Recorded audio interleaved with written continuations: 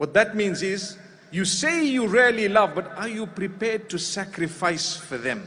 Are you prepared to communicate with them and endure and be patient and solve matters and perhaps fulfill the roles that you have to together? People argue who should do the cooking in the home. It's a big argument.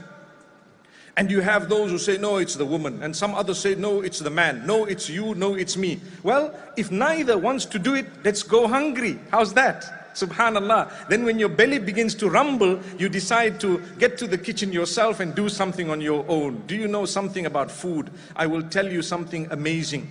The more there is in the pot, the tastier it is. Have you ever thought of it?